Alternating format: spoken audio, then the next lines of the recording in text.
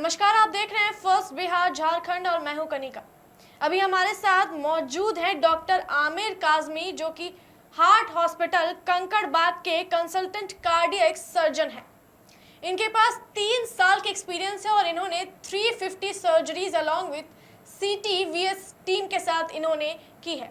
आइए इनसे जानते हैं कुछ चीज़ें कि क्या क्या सावधानियां बरतनी चाहिए हेल्थ को लेकर और क्या क्या हार्ट की प्रॉब्लम्स होती हैं और उनकी क्या सॉल्यूशंस हैं।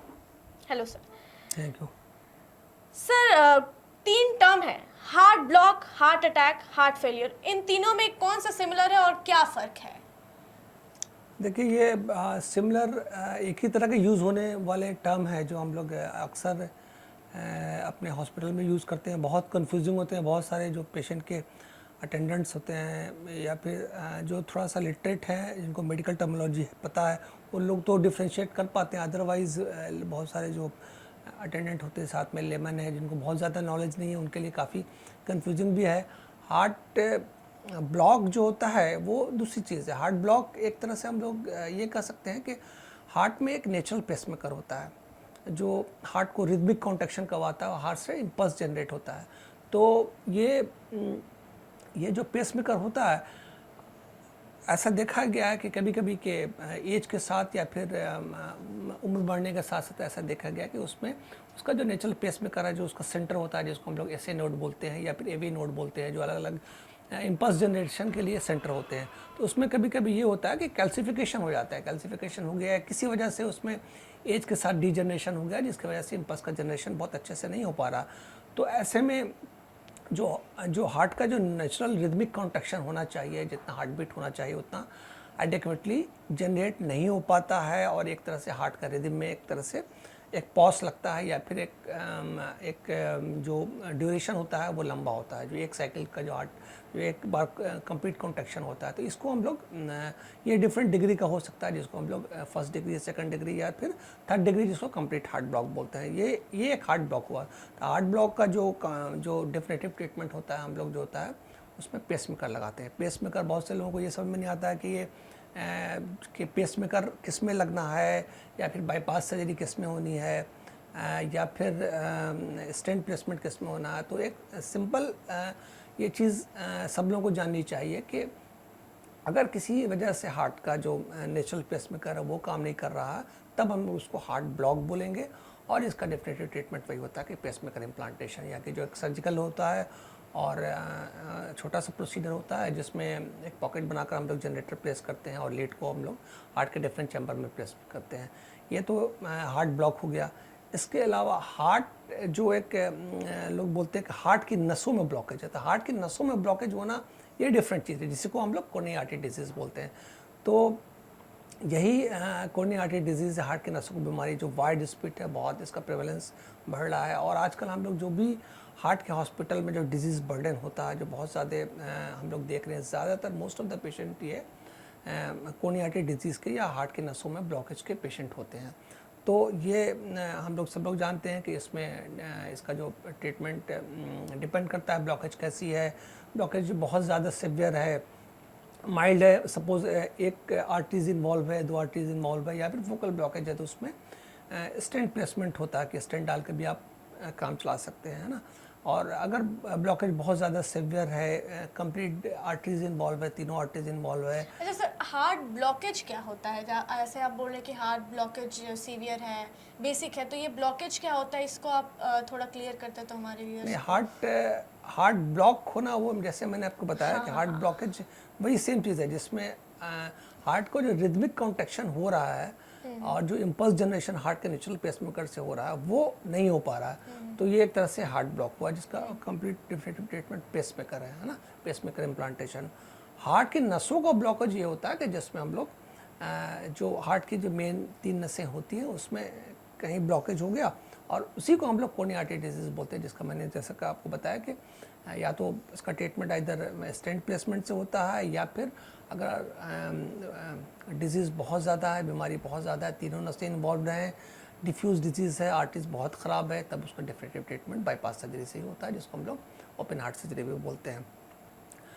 तो ये सारी चीज़ें हैं। इसके अलावा और भी मिलते जुलते टर्म होते हैं जिनका, जैसे आप आप ये समझ सकते हैं कि हार्ट फेलियर क्या है। जी। आप हार्ट ब्लॉक समझ गए, हार्ट के नसों का ब्लॉक है। हार्ट फेलियर क्या है?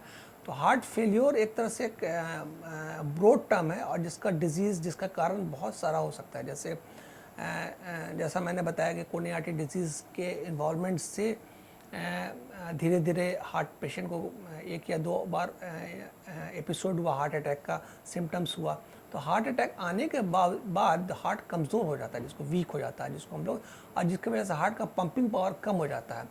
तो उसके वजह से भी हार्ट फेल कर सकता है, जिसको हार्ट फेलियर बोल सकते हैं। या फिर कभी कभी ऐसा होता है कि बॉडी में किसी वजह से पानी की मात्रा बढ़ गई है और हार्ट एडिक्वेटली पंप नहीं कर पा रहा जितना उसको कम पंप करना चाहिए, है ना। हार्ट किसी वजह से वीक हो गया है, उसका जितना पंपिंग पावर होना चाहिए, नॉर्मल पंपिंग पावर बताया जाता है 50 से 60% होता है, उतना पंपिंग पावर नहीं है, तो हार्ट एक तरह से ग्रेजुअली फेल करता है।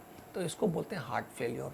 अच्छा, क्या सिम्टम्स है कि लोगों को पता चले कि हार्ट अटैक आ रहा है उन्हें? क्योंकि आजकल क्या हो रहा है कि लोग अगर बैठे हुए हैं, खड़े हुए हैं, तो उन्हें बेसिक सी भी कुछ पता नहीं चलता है और उन्हें वो अचानक गिर जाते हैं और फिर बाद में पता चल रहा होता है कि वो हार्ट अटैक है। तो वो सिम्टम्स क्या है जिससे पता चले? सिम्टम्स तो जैसे अब ज़रूरी नहीं कि हमेशा ऐसा नहीं है कि हमेशा सिम्टम्स आपको पता चले। और मैंने जैसे बताया कि बहुत सारे मरीज़ में ये जो हार्ट अटैक के सिम्टम्स होते हैं बहुत सडन होते हैं, बहुत टाइम वक्त नहीं मिल पाता। कुछ पेशेंट ऐसे भी होते हैं जिनको डायग्नोस केस होते हैं, पता है कि उनकी हार्ट की नसों में ब्लॉकेज है, कोरोनरी आर्टरी डिजीज़ है, ऑलरेडी उनकी एंजियोग्राफी हो चुकी है, उनको पता होता है कि हार्ट के सिम्टम्स कैसे होते हैं, चेस्ट पेन होता है, या फिर आप एग्जर्ट कर रहे हैं, चल रहे हैं, बहुत एग्जर्शन कर रहे हैं, या फिर किसी वजह से कोई स्ट्रेस हो गया, हार्ट रेट काफ़ी बढ़ गया, उसकी वजह से भी चेस्ट पेन वगैरह होना, ये सिम्टम्स, या फिर लेफ़्ट आर्म में पेन हो रहा, ये क्लासिकल नहीं है। बहुत से लोगों को लेफ़्ट साइड जॉ में भी पेन होता है, या फिर लेफ़्ट साइड के आर्म्स के इनर साइड में भी पेन होता है। तो ये सिम्टम्स काफ़ी वेरिड होते हैं, ये क्लासिकल एंजाइना का सिम्टम्स है। लेकिन हार्ट अटैक का अगर सिम्टम्स बोला जाए तो ये यूजुअली जो होता है, जो पेन होता है, चेस्ट पेन जिसको बोलते हैं, जो यूजुअली लेफ़्ट साइड में भी हो सकता है, सेंटर ऑफ चेस्ट में भी हो सकता है, बहुत देर तक यूजुअली पेन रहता है।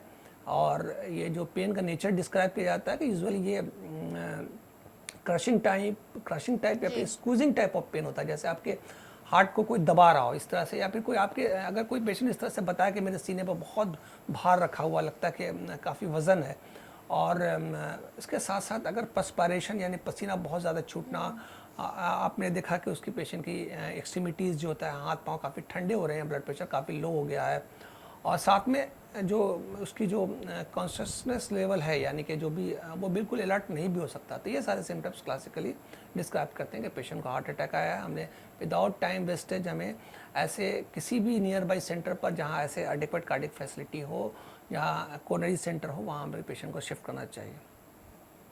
और सर, डायबिटीज, हाइपरटेंशन और हाई कोलेस्ट्रॉल इफेक्ट का ब्लॉकेज पर क्या इफेक्ट पड़ता है? देखिए, ये डायबिटीज़ देखा गया है कि डायबिटीज़ जो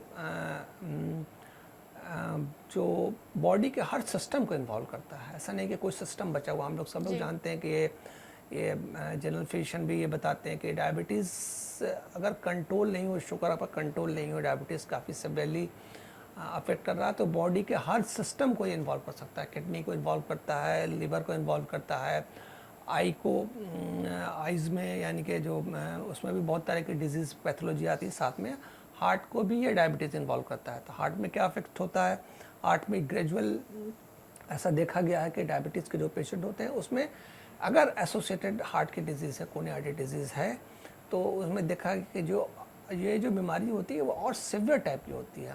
यूजुअली जो हार्ट की नसों की बीमारी लोगों में है, जिसको जो सपोज जिनको बोलते हैं कि ब्लॉकेज है, ट्रिपल वेसल डिजीज़ है, तीनों नस के ब्लॉकेज है, ये यूजुअली देखा गया कि जो हाइपरटेंशन के साथ भी होती है, जिनको हाइपरटेंशन है तो भी होती है। लेकिन साथ में अगर एसोसिएटेड डायबिटीज़ भी है तो उसमें देखा गया कि लॉन्ग टर्म में उनकी आर्टरीज काफ़ी ख़राब हो जाती है, कैल्सीफाइड प्लाक्स काफ़ी होते हैं, उसमें कैल्शियम काफ़ी होता है। ऐसे पेशेंट यूजुअली पीटीसीए या फिर स्टेंट डालने से यूजुअली बहुत अच्छा रिस्पॉन्ड नहीं करते हैं। और ऐसे ही पेशेंट यूजुअली जिसमें डिफ्यूज़ डिजीज़, आर्टरी पूरी ख़राब है, तो ऐसे पेशेंट यूजुअली जो होता है बाईपास सर्जरी के लिए रेफ़र किए जाते हैं। सर कोई ये कैसे डिसाइड करे कि उसे स्टेंट प्लेसमेंट कराना है या फिर बाईपास सर्जरी होनी चाहिए? देखिए इसमें पहले का जो भी सेशन उसमें मैंने थोड़ा डिस्कस किया था या बताया था कि ये जो डिसीज़न होता है ये यूजुअली जो कार्डियोलॉजिस्ट हैं जो ट्रीटिंग कार्डियोलॉजिस्ट है वो आपको एक्सप्लेन करते हैं कि एंजियोग्राफी के बाद कि आपकी वेसस कैसी है। कभी कभी ऐसा भी होता है कि चेस्ट पेन या सिम्टम्स हैं, कार्डियक सिम्टम्स हैं, लेकिन बहुत ज़्यादा प्रोमिनेंट नहीं है और उनका एंजियोग्राफी पता चला कि सिंगल वेसल एक आर्टरीज में ब्लॉकेज है और ब्लॉकेज अगर है भी तो बहुत सिग्निफिकेंट नहीं है। जैसे सिग्निफिकेंट आप कितना परसेंटेज को मानना चाहिए, किसी भी आर्टरीज में अगर ब्लॉकेज 70% से ज़्यादा है तो वो सिग्निफिकेंट 70 या 75% से ज़्यादा है तो सिग्निफिकेंट मांग। ऐसे में यूजुअली हमें इंटरवेंशन करना चाहिए, या तो हमें स्टेंट डालना चाहिए या फिर बाईपास। अगर ये सिंगल वेसल इन्वॉल्व है या अगर एक आर्टरीज इन्वॉल्व है, एक ही आर्टरी में 2 जगह है या कभी कभी डबल वेसल डिजीज़ है, तो ऐसे में अगर क्लीन आर्टरीज है तो कार्डियोलॉजिस्ट आपको एडवाइस करते हैं कि आपको पास ऑप्शन है पहले कि स्टेंट डलवाइए।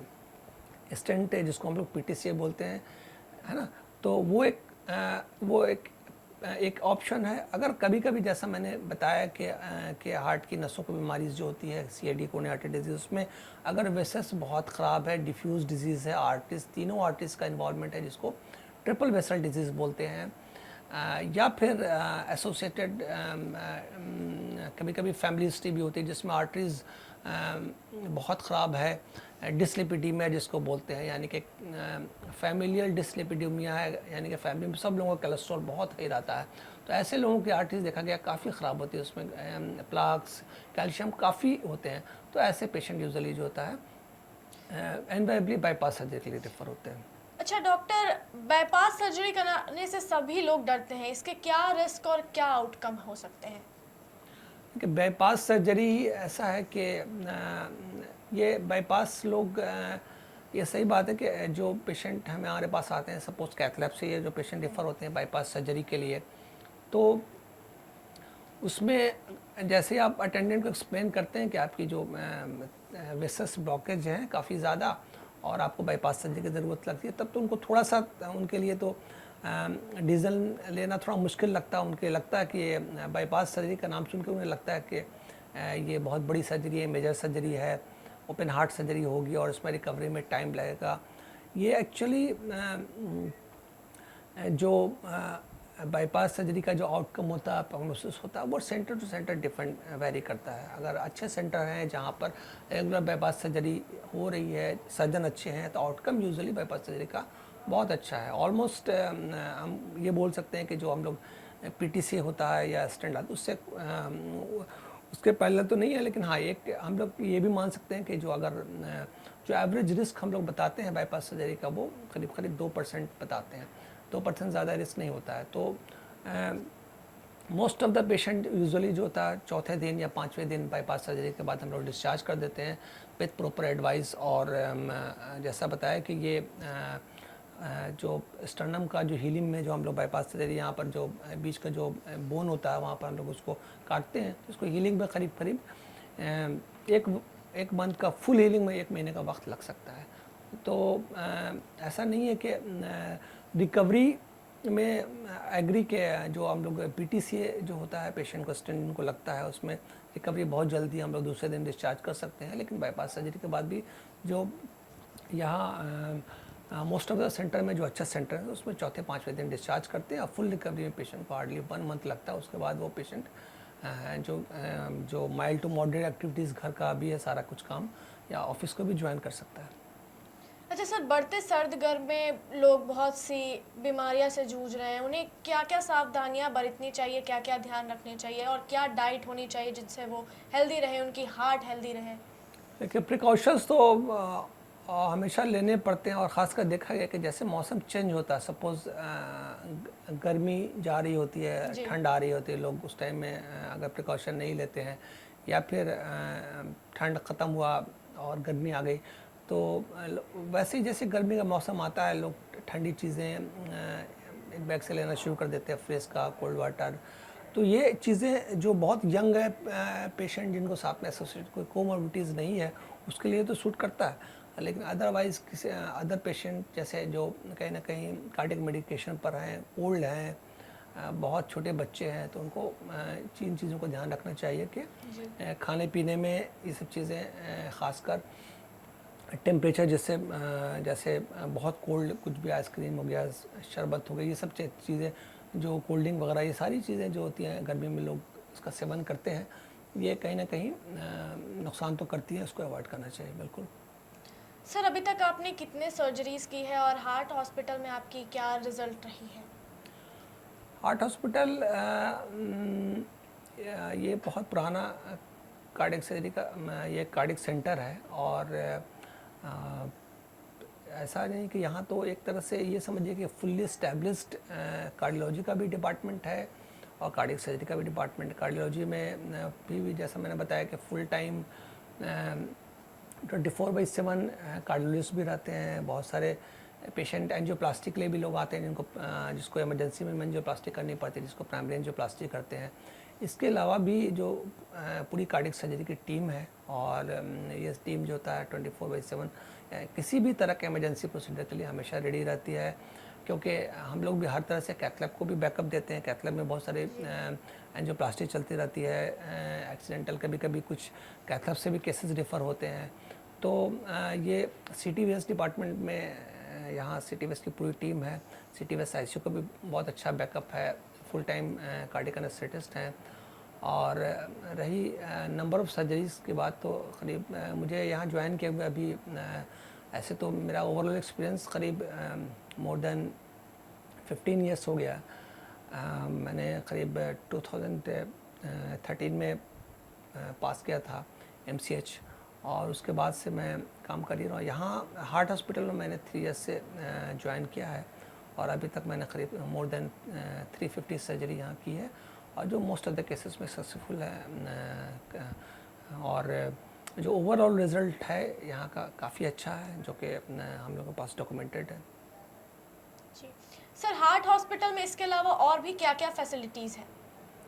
हार्ट हॉस्पिटल में हार्ट से रिलेटेड सारी चीज़ें, सारी फैसिलिटीज़ अवेलेबल हैं। सारा इन्वेस्टिगेशन वर्कअप जो हम लोग कार्डियक का करवाते हैं, जैसे इकोकार्डियोग्राफी के साथ साथ TMT, स्ट्रेस इको, या फिर होल्टर मॉनिटरिंग, या फिर चेक एंजियोग्राफी के साथ PTCA, पेसमेकर इम्प्लांटेशन, पेसमेकर के अलावा CRTD प्लेसमेंट होता है, ख़ासकर ऐसे पेशेंट जिसमें देखा गया है कि LV फंक्शन बहुत पुअर है, उनमें एरिथमिया रिस्क होता है, तो उसमें हम लोग CRTD का इम्प्लांटेशन करते हैं। इसके अलावा कार्डियक सर्जरी का भी बैकअप है, जिसमें हम लोग हर तरह के वैस्कुलर केसेस भी करते हैं। कार्डियक केसेस तो करते ही हैं, कार्डियक में भी चाहे bypass surgery, emergency bypass, valve replacement, और जितने तरह के सर्जिकल कार्डियक प्रोसीजर, कोई भी इनफैक्ट ऐसा सर्जिकल प्रोसीजर नहीं है जो हार्ट हॉस्पिटल में नहीं होता है। हर तरह की फैसिलिटीज़ है। तो इसके लिए हार्ट हॉस्पिटल जो होता है, पूरी टीम CTVS एंड कार्डियोलॉजी की टीम फुल्ली इक्विप्ड है। Thank you sir.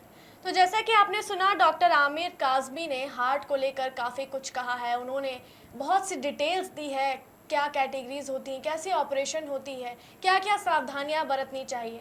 अगर आपको भी हार्ट की कोई प्रॉब्लम है तो आप हार्ट हॉस्पिटल कंकड़बाग में डॉक्टर आमिर काज़मी से कंसल्ट कर सकते हैं, और साथ ही अपना ख्याल रखें। बढ़ते गर्मी में और सर्द गर्म में काफ़ी लोग बीमार पड़ रहे हैं, अपना डाइट का ध्यान रखें, आप रेगुलर एक्सरसाइज करें, और डॉक्टर ने जो कहा है उसका भी ध्यान रखें। तो मिलते हैं नेक्स्ट वीडियो में। फिलहाल के लिए ये वीडियो समाप्त करते हैं। पनोरमा ग्रुप, जो सोचता है वो करता है, आपके अपने सपनों का आशियाना। ये लो, मुंह मीठा करो। आज मैंने अपना जॉब छोड़ दिया, अब हम पूर्णिया वापस जाएंगे। जॉब छोड़ दिया है? मतलब ये घर कैसे चलेगा? हम करेंगे क्या? और माँ बाबूजी क्या बोलेंगे? इसलिए मैं एक और मिठाई का डब्बा लाया। अपने बिजनेस के लिए लोन अप्रूव हो गया।